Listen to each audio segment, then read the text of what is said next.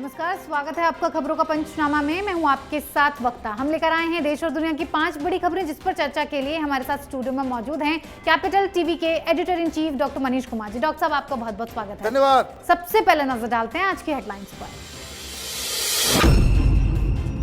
Supreme court में शिंदे उद्धव की सेना के विवाद पर हुई सुनवाई। उद्धव को झटका, कोर्ट 1 अगस्त को करेगा फैसला, बड़ी बेंच जाएगा मामला। उद्धव ठाकरे के नेताओं पर ईडी का शिकंजा। पात्रा चौल मामले में ईडी ने संजय राउत को भेजा समन, तो वहीं national stock exchange phone tapping मामले में ईडी ने मुंबई के पूर्व पुलिस कमिश्नर संजय पांडे को किया गिरफ्तार।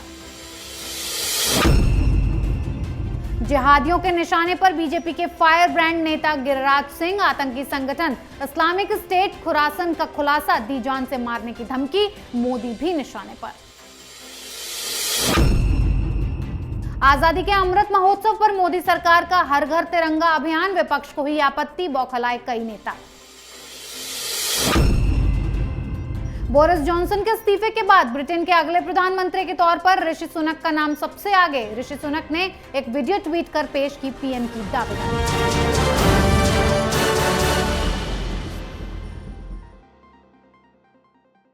आज की सबसे पहली खबर की शुरुआत उद्धव ठाकरे से करते हैं। उद्धव ठाकरे को आज सुप्रीम कोर्ट में बहुत उम्मीदें थीं, लेकिन कोर्ट ने उन उम्मीदों पर पानी फेरते हुए वो फैसला सुनाया जो उद्धव गुट की पैरवी कर रहे वकीलों को पसंद नहीं आया। लेकिन कोर्ट ने 1 अगस्त की तारीख देते हुए दोनों गुटों से हलफनामा मांगा है और मामले को बड़ी बेंच भेजने की भी बात कही है, जिस पर सिब्बल ने देरी को घातक बताया है। डॉक्टर साहब, सुप्रीम कोर्ट के फैसले टालने से उद्धव गैंग परेशान है, क्या कुछ हुआ है कोर्ट में? देखिए, कैपिटल टीवी के जो दर्शक होंगे उनको मालूम होगा, ये बात शुरू से हम लोग कहते आ रहे हैं कि जहां बिल्कुल ही पॉलिटिकली सेंसिटिव मामले होते हैं, कोर्ट उसमें दखलंदाजी से बचती है जी। और आज chief justice of India N V Ramana ने यही बात कही। उन्होंने कहा कि we don't want to be seen tilted towards some party, लेकिन सवाल ऐसे उठ गए कि जिसको लेकर चीफ जस्टिस ने कहा कि इसके लिए तो पूछताछ होगी, इसके लिए बड़े बेंच की आवश्यकता है। और उन्होंने ये भी कहा कि ये इमैटेरियल है कि ये केस क्या है नहीं है। उन्होंने 2-3 सवाल ऐसे ऐसे पूछ दिए कि जिससे पसीने छूटने लगे उद्धव ठाकरे के वकील कपिल सिब्बल और मनु सिंघवी साहब को। उन्होंने कहा कि बताओ, ये कैसे पॉसिबल है कि कोई व्यक्ति जिसके पास 15 विधायक भी नहीं है, वो मुख्यमंत्री बनने की दावेदारी कर रहा हो। दूसरा सवाल, जिसके लिए 5 बेंच की आवश्यकता है, 5 जज वाली बेंच की, बड़े बेंच की, वो सवाल ये है कि क्या एक पार्टी के अंदर जो मेजॉरिटी है वो कोई डिसीजन लेता है, उसको कोई माइनॉरिटी पलट सकता है? ये एक ऐसा सवाल है जो दल बदल कानून के तहत कवर नहीं होता। सुप्रीम कोर्ट संविधान के जो प्रिंसिपल्स हैं उसके ऊपर फैसले सुनाती है।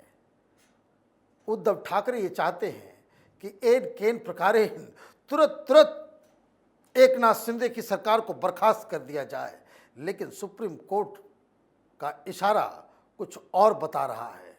चीफ जस्टिस ऑफ इंडिया के बयान कुछ और बता रहे हैं। वो ये बता रहा है कि एकनाथ शिंदे के पास न सिर्फ कुर्सी रहेगी, बल्कि पार्टी भी उनके खाते में आएगी और सिंबल भी उनके हाथों में होगा। जी डॉक्टर साहब, उद्धव की शिवसेना शिंदे के और करीब होती जा रही है, जिससे उद्धव परेशान है और अब उद्धव के चहेते नेताओं के साथ एक दिक्कत हो तो सुलझाई जाए। संजय राउत को हर बार ज्यादा बोलने का खामियाजा भुगतना पड़ता है। ईडी का समन पहुंच गया और राउत ने संसद के मानसून सत्र का बहाना बनाकर मोहलत मांग ली है कि वो ईडी की जांच में शामिल नहीं हो पाएंगे। संजय राउत तो आज बच गए, लेकिन संजय पांडे को ईडी ने गिरफ्तार कर लिया। एनएसई फोन टैपिंग मामले में ईडी ने बड़ा एक्शन लिया। इसी मामले में चित्रा रामकृष्ण की भी गिरफ्तारी हुई थी। डॉक्टर साहब, संजय पांडे के बाद अगला नंबर संजय राउत का है, यही सोचकर आज नहीं गए? देखिए, जब मुसीबत आती है तो चारों तरफ से आती है। उद्धव ठाकरे भानुमति का कुनबा जोड़कर उन्होंने सत्ता हासिल कर लिया। उनको लगा कि ये सत्ता जीवन भर उनके साथ रहेगी। संजय राउत वही व्यक्ति हैं जो कहते थे कि अघाड़ी सरकार अगले 25 साल तक महाराष्ट्र में राज करेगी, और इसी माइंडसेट से इनको लगा कि जो भी लूट सकते हो लूट लो। प्रॉब्लम ये हुआ कि सेंट्रल एजेंसियां एक्शन में आ गई। इनके दो मंत्री अभी भी जेल के अंदर हैं। संजय पांडे ये उद्धव ठाकरे के बहुत ही चहेते पुलिस अधिकारी हैं। बीच में उन्होंने छोड़ दिया था और स्टॉक एक्सचेंज का कुछ कंपनी काम वाम करना शुरू कर दिया इन्होंने। किसके साथ? चित्रा।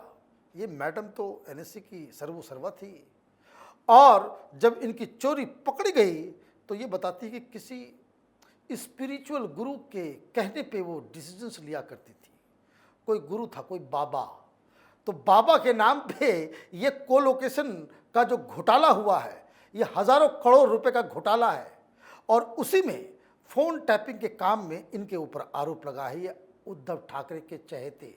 चहेते किस हिसाब से? इतने चहेते कि जब परमवीर सिंह ने आरोप लगाया उद्धव सरकार के ऊपर कि यहाँ वसूली का धंधा चल रहा है और सरकार खुद करा रही है, तो संजय पांडे को बुलाया गया, मुंबई का कमिश्नर बनाया गया, और इनके जरिए ये दबाव डालने की कोशिश की गई परमवीर सिंह के ऊपर कि अपने सारे कंप्लेंट्स वापस ले लो। ये निगोशिएट कर रहे थे। ये खाकी वर्दी में जिस तरह का कलंकित करने का काम इन लोगों ने किया है, तो जस्टिस तो पीछे पीछे आता ही है, न्याय तो मिलेगा ही। अभी ये गिरफ्तार हुए हैं, और संजय राउत साहब वो कितनी बार भी ईडी को कभी संसद के नाम पे तो कभी बीमारी के नाम पे आप डोज दे सकते हैं, लेकिन सबका हाल वही होना है जो अनिल देशमुख का हुआ है। जी डॉक्टर साहब, उद्धव ठाकरे की शिवसेना की बात हो या फिर उनके नेताओं की बात हो, हर जगह घपलेबाजी का सौदा है। लेकिन इसी बीच जो हैरान करने वाली खबर सामने आई वो बिहार से है। बिहार में जिस तरह से टेरर मॉड्यूल का खुलासा हुआ, उसकी एनआईए, आईबी, ईडी इस मामले में जांच कर रही हैं, जिसमें यह बात सामने आई कि बीजेपी के कुछ नेता जिहादियों के निशाने पर हैं, जिसमें बिहार बीजेपी के प्रदेश अध्यक्ष संजय जायसवाल, केंद्रीय मंत्री गिरिराज सिंह, अश्विनी चौबे और हरिभूषण ठाकुर बचौल हिट लिस्ट में हैं। द खुरासन डायरी ने ट्वीट किया है कि इस्लामिक स्टेट खुरासन प्रांत के कवर पर भारतीय पीएम नरेंद्र मोदी भी हैं। डॉक्टर साहब, क्या चिंता वाली बात नहीं है कि ऐसे खुलेआम पीएम मोदी को और नेताओं को धमकी दी जा रही है? देखिए, मुझे तो इस बात की हैरानी है कि इस लिस्ट में कांग्रेस का कोई लीडर क्यों नहीं है। हैरानी इस बात की है कि कोई कम्युनिस्ट इसके रडार पे क्यों नहीं है। बिहार में नेताओं की लिस्ट बनी है, इसमें तेजस्वी यादव क्यों नहीं है, इसमें कन्हैया कुमार क्यों नहीं है। इसका मतलब है कि कहीं ना कहीं इन विपक्षी पार्टियों का इस तरह के आतंकी संगठनों से कुछ न कुछ तो जरूर राफ्ता है, कोई वास्ता है, कोई दोस्ती है कि आपकी लिस्ट में हिंदू नहीं, भारतीय जनता पार्टी के सिर्फ लीडर्स हैं। मतलब ये कि इस तरह की गतिविधियों को सपोर्ट करना, उसको बाकायदा इनकरेज करने का काम विपक्ष कर रहा है। ये लिस्ट उससे यही कंक्लूजन ड्रॉ किया जा सकता है जी। अब दूसरी शिकायत सरकार से है। नीतीश कुमार की सरकार वहां क्या कर रही है? साथ में भारतीय जनता पार्टी भी है उसमें। आपके नेताओं के नाम पे लिस्ट निकला आ रहा है और आप सो रहे हो। 15,000 के आसपास आतंकियों को पीएफआई ने बिहार में तैयार कर रखा है, जो बिहार की पुलिस और हिंदुस्तान की सेना से लड़ने के लिए तैयार हो चुकी है। आर्म्स ट्रेनिंग दे दिया गया है। ये आपके इन्वेस्टिगेशन से, आपके द्वारा बताई गई जानकारी से हम लोग इन सब चीज़ को जान पा रहे हैं। कितनी गिरफ्तारियां हुई हैं, और ये फुट सोल्जर्स को पकड़ने से काम नहीं चलेगा। क्या आपने एक दरभंगा में पकड़ लिया तो आपने एक पूर्णिया में पकड़ लिया, आपने पटना में 2 को पकड़ लिया। इनके आका कौन है? किसके आदेश पे वहां ट्रेनिंग कैंप चलता है? पैसे कहां से आते हैं, कौन देता है। देश की जनता उनका नाम जानना चाहती है और देश की जनता उन लोगों को फांसी चाहती है। देश के खिलाफ इस तरह का षड्यंत्र रचा जा रहा हो और हम सिर्फ खबरें पढ़े इस चीज के लिए कि उसके लिस्ट में ये है, ये पूरे देश के लिए लानत है। जी डॉक्टर साहब, पीएफआई का मकसद बेहद खतरनाक हो चुका है, जिस पर सरकार को गंभीर होने की बेहद आवश्यकता है। जरूरत तो लोगों को भी जागरूक करने की है कि देश प्रेम कितना जरूरी है। इसीलिए मोदी सरकार ने इस बार आजादी का अमृत महोत्सव के चलते हर घर तिरंगा अभियान शुरू किया है, जिसमें देश भर में 20 करोड़ से अधिक घरों पर तिरंगा फहराया जाएगा। ये कार्यक्रम 9 अगस्त से लेकर 15 अगस्त तक चलेगा। सीएम योगी आदित्यनाथ ने हर घर तिरंगा अभियान में यूपी में 4.5 करोड़ राष्ट्र ध्वज फहराने के निर्देश दिए, तो वहीं असम सरकार 80 लाख झंडे फहराएगी, जिस पर विपक्ष को परेशानी है। जम्मू कश्मीर में अभियान शुरू होने पर पूर्व सीएम फारूक अब्दुल्ला और महबूबा मुफ्ती ने इस पर आपत्ति जताई है। डॉक्टर साहब, हर घर तिरंगा अभियान का मकसद क्या है और विपक्ष को इससे क्या तकलीफ हो रही है? देखिए, ये तिरंगा जिस घर में होगा वहां के बच्चे, उनको समझ में आएगा तिरंगा का मतलब क्या होता है। लेकिन इस देश में तो मीर जाफरों की कमी है नहीं। कोई भी अच्छा काम करो, एक गैंग है हिंदुस्तान में, वो उसमें उनको पेट में दर्द होने लगता है। अब हेमंत बिस्वा शर्मा ने कहा कि भाई हर घर तिरंगा होगा, आपको सब्सिडाइज रेट में जो पीडीएस के जो शॉप्स हैं उसमें सरकार आपको मुहैया करवाएगी। उन्होंने ये कहा कि भाई सिर्फ एनआरसी में, क्योंकि एनआरसी वहाँ पे एक ज्वलंत मुद्दा है जिससे आपकी राष्ट्रीयता, सिटीजनशिप उससे डिसाइड हो रहा है, तो उन्होंने कहा कि भाई सिर्फ एनआरसी में नाम आ जाने से आप पूरी तरह से इंडियन नहीं बनते, आपको देश के प्रति एक जज्बा भी होना चाहिए। और इसलिए 15 अगस्त को 13, 14, 15 ये 3 दिन सब लोग अपने घर के बाहर तिरंगा फहराएंगे। लग गए मिर्ची लोगों को, लोग कहना शुरू कर दिए कि भाई ये तो क्या है, मुफ्त में बांटो। तो कोई कह रहा है कि हम नहीं लगाएंगे, ये हमारे पेट्रोटिज्म के ऊपर टेस्ट किया जा रहा है। भाई आपको नहीं लगाना, मत लगाना, गांव वाले भी देखेंगे कि भाई कौन घर, कौन लोग तिरंगा नहीं चलाना चाहते हैं। भाई हिंदुस्तान चल ही रहा है ना, कोई यहाँ पे कोई फासिज्म तो है नहीं। ऐसे ऐसे उपराष्ट्रपति हमने देख लिए जिसको सोनिया गांधी ने बना दिया, जो राष्ट्रीय गान चलता है तो वो खड़े नहीं होते, तिरंगा को सैल्यूट नहीं करते, और हम लोग उनको बस एक चुके कि वो मुसलमान है इसलिए उसको हम बना देते हैं उपराष्ट्रपति। भाई हिंदुस्तान तो सब कुछ देख रहा है।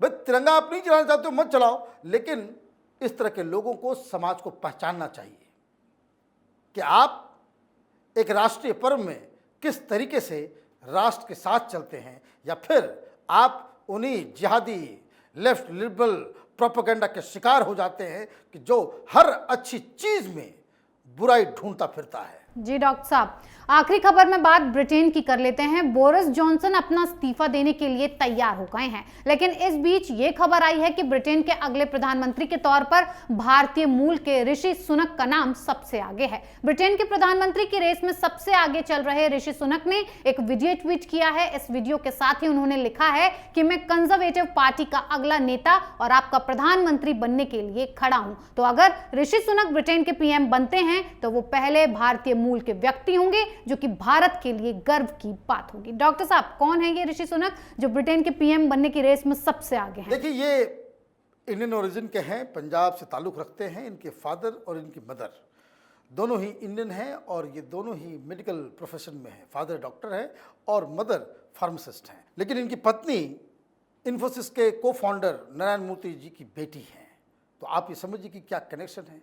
सबसे बड़ी बात, ये अपने आप को एक प्राउड हिंदू समझते हैं।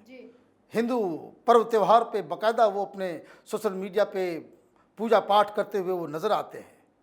और ये सबसे, जिसको कह सकते हैं कि हिंदुस्तानी के लिए इससे गर्व की बात क्या होगी कि वो ब्रिटेन, जिसने हिंदुस्तान को कई दशकों तक गुलाम बना करके रखा, आज उसका प्रधानमंत्री एक हिंदुस्तानी बन रहा है। वैसे ये कोई पहले व्यक्ति नहीं है जो हिंदुस्तान के बाहर हेड ऑफ द स्टेट बने हों। ये 31वां मौका है जब कोई इंडियन ओरिजिन का व्यक्ति हिंदुस्तान के बाहर हेड ऑफ द स्टेट बना हो। जी। कई सारी कंट्रीज हैं जहां इंडियंस जो है वहां बनते रहते हैं। मॉरिशस इसमें सबसे आगे है 10 बार, गयाना, सुरिनाम, अभी फिलहाल तो पुर्तगाल के अंदर भी जो प्रधानमंत्री हैं वो इंडियन ओरिजिन के हैं। सेशल्स, सिंगापुर, इस सारे इस तरह के देश हैं जहां पे इंडियन जो है हेड ऑफ द स्टेट बन चुके हैं। लेकिन ब्रिटेन की बात ही अलग है। चूँकि हम लोग ब्रिटेन के द्वारा कॉलोनाइज्ड किए गए थे और वहाँ से ये दूरी हम सफ़र कर रहे हैं कि आज एक इंडियन इन गोरों के ऊपर राज करेगा, ये हिंदुस्तान के लिए फख्र की बात है। जी डॉक्टर साहब, बहुत बहुत धन्यवाद इतनी जानकारी के लिए। धन्यवाद। खबरों का पंचनामा में आज के लिए इतना ही। देश विदेश की बाकी खबरों और उनके सटीक एनालिसिस के लिए देखते रहिए कैपिटल टीवी। हमें लाइक कीजिए, शेयर कीजिए और कैपिटल टीवी को सब्सक्राइब कीजिए। नमस्कार।